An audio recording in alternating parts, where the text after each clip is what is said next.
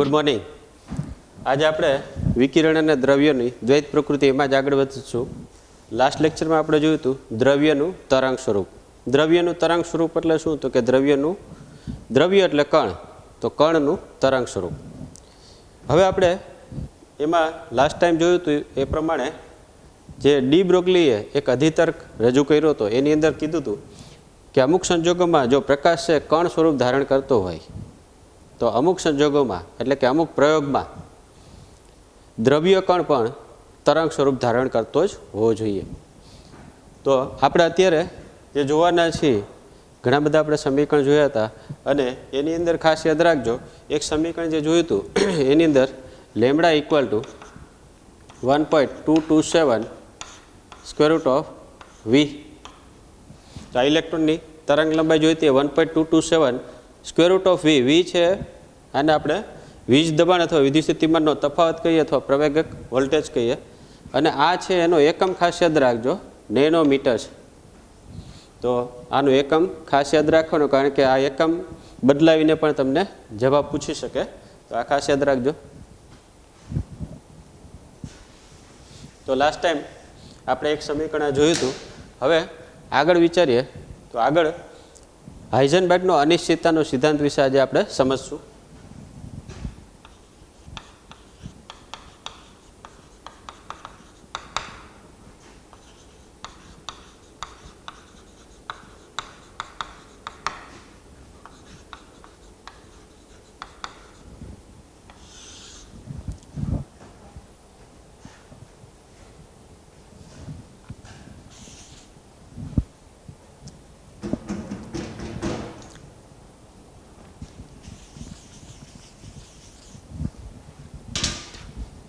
હાઇઝનબર્ગનો અનિશ્ચિતતાનો સિદ્ધાંત.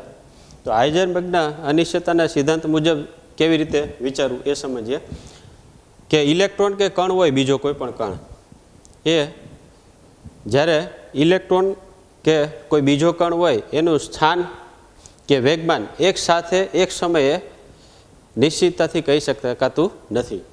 એટલે આપણે જ્યારે પણ કોઈ ઇલેક્ટ્રોન કે કોઈ બીજો કણ હોય એનું સ્થાન કે વેગમાન એક સાથે એક સમયે નિશ્ચિતતાથી માપી શકાતું નથી, ચોકસાઈથી માપી શકાતું નથી. તો એને આપણે સમજવાનું છે કે આ કેવી રીતે એક સાથે એક સમયે વેગમાન કે સ્થાન નિશ્ચિતપણે સહેલાઈથી માપી શકાતું નથી. તો એને આપણે સમજીએ કે સ્થાનમાં જો અનિશ્ચિતતા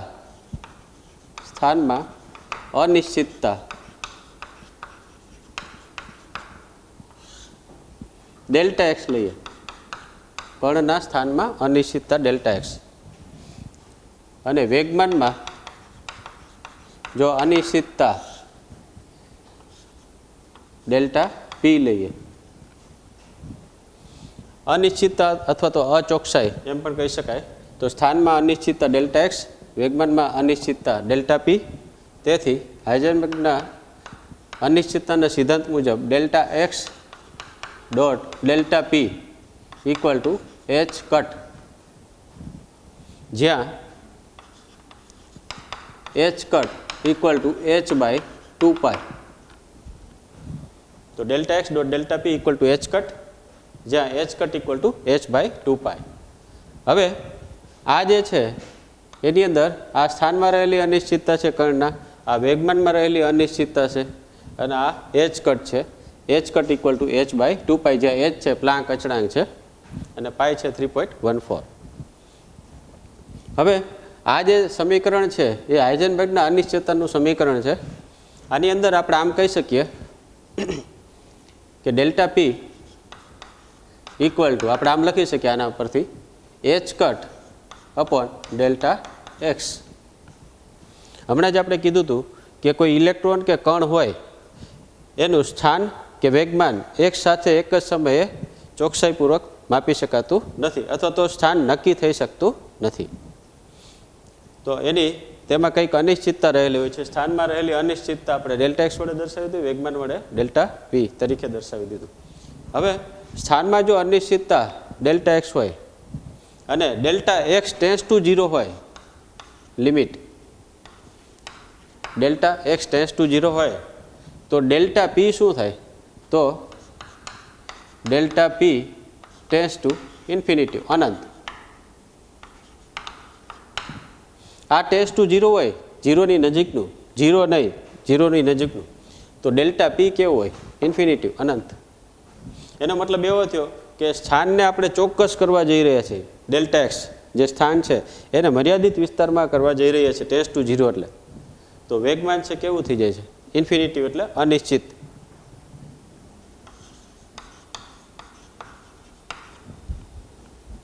એ જ રીતે તો ડેલ્ટા એક્સ, આના પરથી આ સમીકરણ પરથી આપણે આમ મેળવ્યું, આ સમીકરણ પરથી આમ મેળવી શકે. ડેલ્ટા એક્સને સૂત્રનો કરતા બનાવો તો એચ કટ અપોન ડેલ્ટા પી. તો આમાં પણ આપણે કહી શકીએ કે ડેલ્ટા પી ટેન્ડ્સ ટુ 0 લેવા જઈએ લિમિટ. વેગમાન છે એ નિશ્ચિત કરવા જઈએ તો ડેલ્ટા એક્સ ટેન્ડ્સ ટુ શું થાય? ઇન્ફિનિટી. આ જે છે એ ટેન્ડ્સ ટુ ઇન્ફિનિટી, આ પણ ટેન્ડ્સ, એટલે અનંત એટલે શું? તો કે અનિશ્ચિત.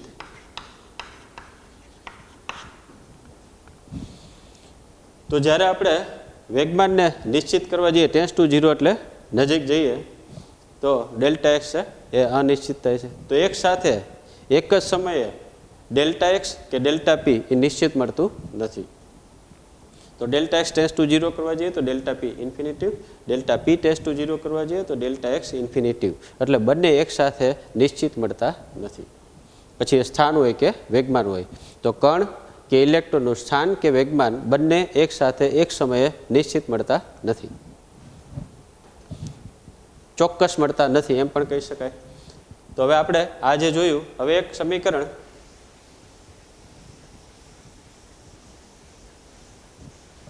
આ જે છે ખાસ ધ્યાનમાં રાખજો, જે તમારે દાખલામાં પણ કામ લાગશે.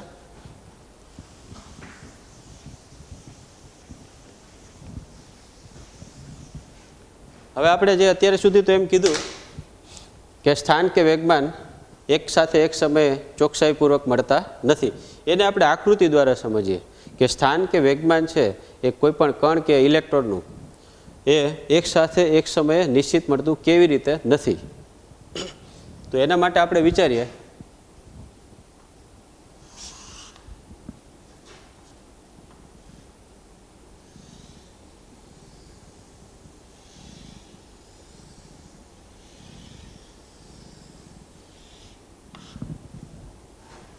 આ માઇનસ ઇન્ફિનિટીથી આ આમ ફેલાયેલું છે પ્લસ ઇન્ફિનિટી. તો આ જે છે એ અનંત અવકાશમાં પથરાયેલ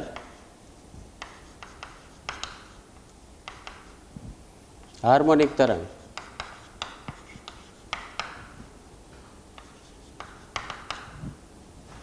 ખાલી તરંગ પણ કહી શકો. હાર્મોનિક એટલે સાઇન કે કોસાઇન પ્રકારના તરંગને આપણે હાર્મોનિક તરંગ કહીએ છીએ.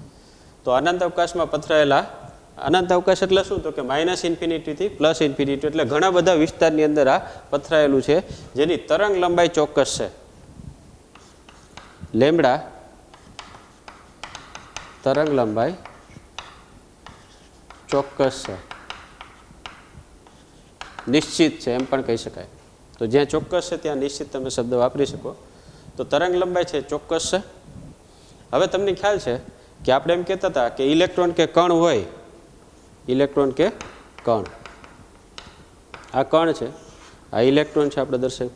તો ઇલેક્ટ્રોન કે કણ હોય એ માઇનસ ઇન્ફિનિટીથી પ્લસ ઇન્ફિનિટીમાં આપણે જોઈએ તો આમ ઘણું બધું ફેલાયેલું છે ને આમ ઘણું બધું ફેલાયેલું છે. આટલા વિસ્તારથી આટલા વિસ્તાર એટલે ઘણો બધો વિસ્તાર છે, જેમાં ઇલેક્ટ્રોન એ કયા સ્થાને હોય એ આપણે ચોકસાઈપૂર્વક કહી શકતા નથી, કારણ કે વિસ્તાર ઘણો બધો મોટો થઈ ગયો. માઇનસ ઇન્ફિનિટીથી પ્લસ ઇન્ફિનિટી આપણે અહીંયા દર્શાવ્યું છે. આ માઇનસ ઇન્ફિનિટીથી પ્લસ ઇન્ફિનિટી એટલે અનંત અવકાશ છે, જેની અંદર હાર્મોનિક તરંગ રહેલું છે. અને આની અંદર ઇલેક્ટ્રોન જે એનું સ્થાન છે એ ચોકસાઈપૂર્વક આપણે કહી શકતા નથી. એટલે ઇલેક્ટ્રોન કે કણનું સ્થાન કેવું છે? તો કે અચોક્કસ છે. પરંતુ વેગમાન કેવું છે? તો કે વેગમાન લેમ્બડા ચોક્કસ છે. તો વેગમાને કેવું થાય? ચોક્કસ થાય. શા માટે? તો આની અંદર આપણે આજે આની અંદર તારણ કાઢીએ તો તારણ શું નીકળ્યું કે સ્થાન છે કણનું સ્થાન અથવા ઇલેક્ટ્રોનનું સ્થાન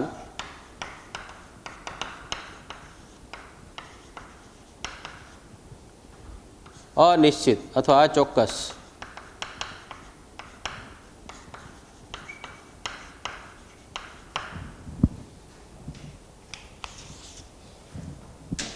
જ્યારે વેગમાન ચોક્કસ અથવા એને શું કહેવાય નિશ્ચિત. હવે વેગમાન નિશ્ચિત શા માટે? કારણ કે આ બેના આપણે કારણ લખી શકીએ, આનું પણ કારણ લખી શકીએ ને આનું. અચોક્કસ શા માટે? તો કે વિસ્તાર છે ઘણો બધો અનંત છે. તો આ જે છે ને આપણે કારણ કે અનંત વિસ્તાર હોવાથી MCQ તરીકે તમને પૂછી શકાય કે ઇલેક્ટ્રોનનું સ્થાન છે અચોક્કસ છે. ક્યાં? તો કે અનંત અવકાશમાં પથરાયેલ જ્યારે હાર્મોનિક તરંગ આપણે જોતા હોય ત્યારે ઇલેક્ટ્રોનનું સ્થાન અચોક્કસ, કારણ કે અનંત વિસ્તાર સુધી પથરાયેલું હોય તો સ્થાન આપણે ઇલેક્ટ્રોન આમાં ક્યાં આવેલો છે એનું સ્થાન એક્ઝેક્ટ કહી શકતા નથી અથવા તો ચોક્કસ કહી શકતા નથી. જ્યારે વેગમાન કેવું છે? ચોક્કસ નિશ્ચિત. શા માટે? તો એનું કારણ લખી શકાય કારણ કે તમને ખ્યાલ છે P ઇક્વલ ટુ આપણે આમ લખીએ કે તરંગ લંબાઈ લેમડા ઇક્વલ ટુ h/p આમ લખીએ છીએ. તો આ જે છે એ ડી બ્રોગલીની તરંગ લંબાઈ આપણે જોતા હતા સમીકરણ લેમડા ઇક્વલ ટુ h/p. એમાં તરંગ લંબાઈ ચોક્કસ છે. જો આ ચોક્કસ અથવા સમાન કહી શકાય. તો વેગમાન પણ કેવું થાય? ચોક્કસ જ થાય. શા માટે? એ તો અચળાંક છે, અચળ. તો તરંગ લંબાઈ ચોક્કસ છે, આની તરંગ લંબાઈ છે નિશ્ચિત છે, બધી સમાન છે. તો તરંગ લંબાઈ સમાન, ચોક્કસ અથવા સમાન કહી શકીએ. જો તરંગ લંબાઈ સમાન હોય તો P કેવો મળે? ચોક્કસ. એટલે આપણે અહીંયા લખ્યું કે વેગમાન છે ચોક્કસ છે. ઇલેક્ટ્રોનનું સ્થાન, સ્થાનને આપણે શું દર્શાવશું? તો કે આપણે ડેલ્ટા x તરીકે લખી નાખીએ, આને ડેલ્ટા p તરીકે લખી શકીએ. ખાલી x પણ કહી શકો, p પણ કહી શકો. તો આ ઇમ્પોર્ટન્ટ છે તારણ, ખાસ યાદ રાખજો. તો જો બંને એક સાથે સ્થાન કે વેગમાન નિશ્ચિત થઈ શકતું નથી. એક અચોક્કસ હોય તો બીજું કેવું થાય છે? ચોક્કસ છે. શા માટે? મેં તમને કહી દીધું. હવે આપણે સ્થાન છે એ ચોક્કસ લેવા જોઈએ તો વેગમાન કેવું થાય? અચોક્કસ થાય. એનું એક ઉદાહરણ લઈ લઈએ. આ ઉદાહરણ છે એ ખાસ યાદ રાખજો, અનંત અવકાશમાં પથરાયેલ આ તરંગ છે અને અનંત અવકાશમાં જે ઇલેક્ટ્રોનનું સ્થાન હોવાની સંભાવના આપણે અનંત કહી શકાય, અનિશ્ચિત કહી શકાય. એટલો બધો મોટો વિસ્તાર છે કે જેમાં ઇલેક્ટ્રોન ક્યાં આવેલો છે આપણે નિશ્ચિતપણે કહી શકતા નથી. એટલે અનિશ્ચિતતા અનંત છે એમ કહી શકાય.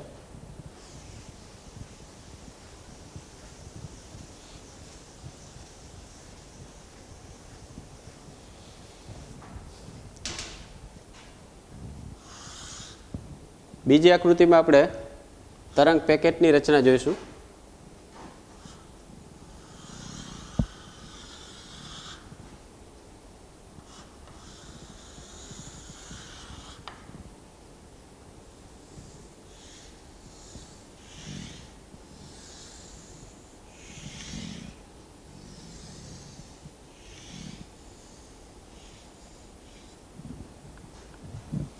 આ જે છે એને આપણે પરિમિત વિસ્તાર,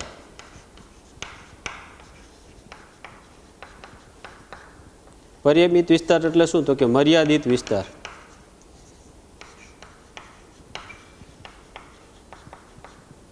માં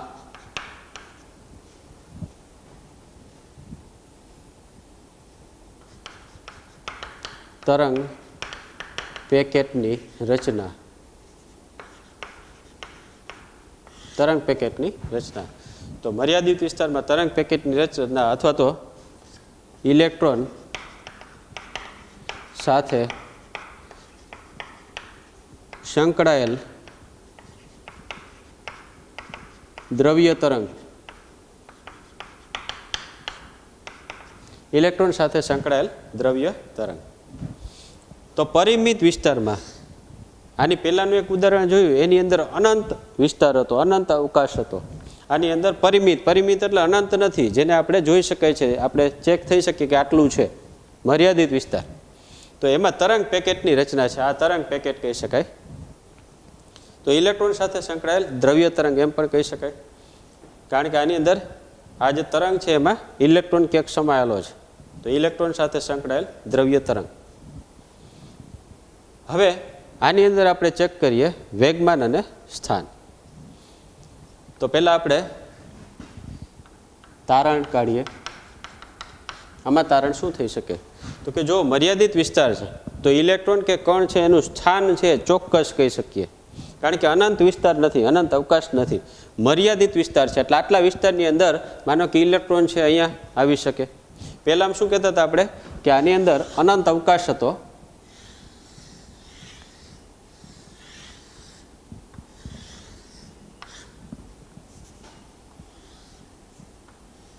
આપણે એમ કહેતા હતા આ માઇનસ ઇન્ફિનિટીથી પ્લસ ઇન્ફિનિટી.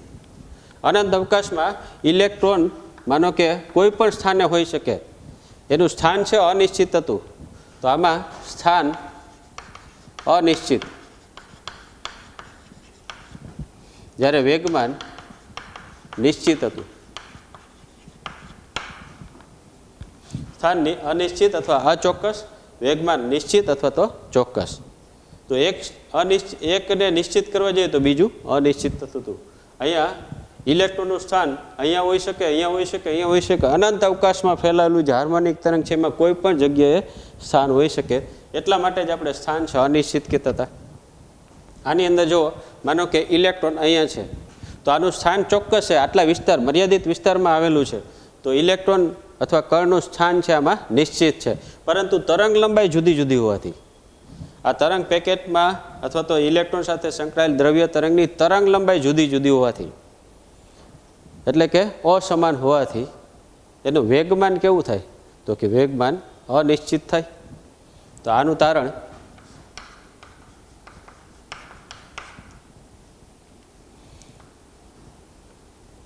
ઇલેક્ટ્રોનનું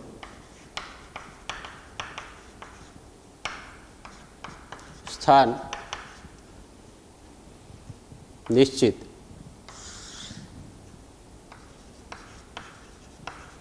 કૌંસમાં ચોક્કસ, કારણ કે મર્યાદિત વિસ્તાર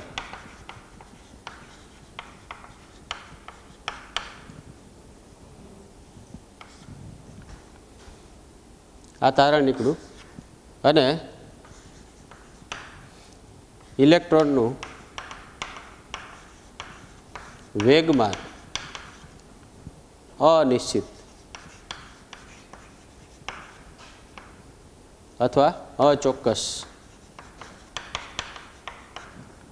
કારણ શું? કારણ કે અહીં આપણે લઈએ તો લેમ્બડા ઇક્વલ ટુ h/p. આ તરંગ લંબાઈ છે જુદી જુદી,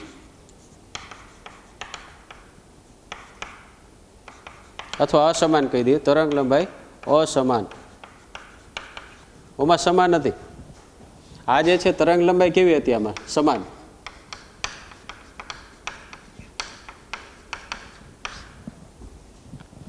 આમાં તરંગ લંબાઈ કેવી છે? જુદી અથવા અસમાન.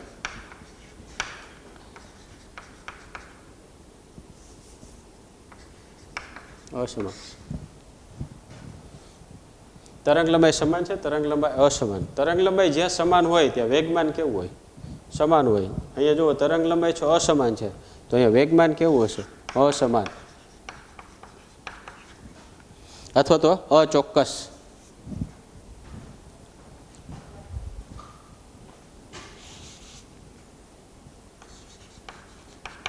અચોક્કસ. તો બહુ સરળ છે.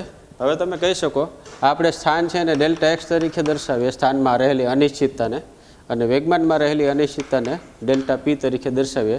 તો આમાં તમે જોઈ શકો આ તારણ જે તમે નોંધી લેજો, જે ઇમ્પોર્ટન્ટ છે. આ તારણ છે આ તરંગનું છે. તો આની અંદર ચેક કરો, ઇલેક્ટ્રોનનું સ્થાન નિશ્ચિત કરવા જઈએ તો ઇલેક્ટ્રોનનું વેગમાન કેવું થાય? અનિશ્ચિત. એટલે જ માટે કીધું છે હાઇઝનબર્ગના અનિશ્ચિતતાના સિદ્ધાંત મુજબ કે ઇલેક્ટ્રોન કે કણનું સ્થાન અને વેગમાન એક સાથે એક સમયે ચોકસાઈપૂર્વક માપી શકાતું નથી. એ જ હાઇઝનબર્ગનો અનિશ્ચિતતાનો સિદ્ધાંત છે. અને કેમાં અનિશ્ચિતતા રહેલી છે? સ્થાન અને વેગમાનમાં. સ્થાનમાં રહેલી અનિશ્ચિતતાને ડેલ્ટા એક્સ વડે દર્શાવે છે, વેગમાનમાં રહેલી અનિશ્ચિતતાને ડેલ્ટા પી વડે દર્શાવીએ છીએ. અને આ પ્રમાણે જોયું તો સ્થાન છે અનિશ્ચિત છે, વેગમાન છે નિશ્ચિત. વેગમાન નિશ્ચિત હોય ત્યાં તરંગ લંબાઈ સમાન હોય, સ્થાન અનિશ્ચિત હોય ત્યાં અવકાશ અનંત હોય, ઘણો બધો મોટો વિસ્તાર હોય, મર્યાદિત વિસ્તાર હોતો નથી. આમાં છે મર્યાદિત વિસ્તાર છે, સ્થાન ચોક્કસ હોય છે, જ્યારે તરંગ લંબાઈ જુદી હોવાથી અસમાન હોવાથી વેગમાન અચોક્કસ હોય છે. તો હાઇઝનબર્ગનો અનિશ્ચિતતાનો સિદ્ધાંત. હવે આમાંથી અમુક જે સમીકરણ છે એ આપણે આગળ વિચારીએ.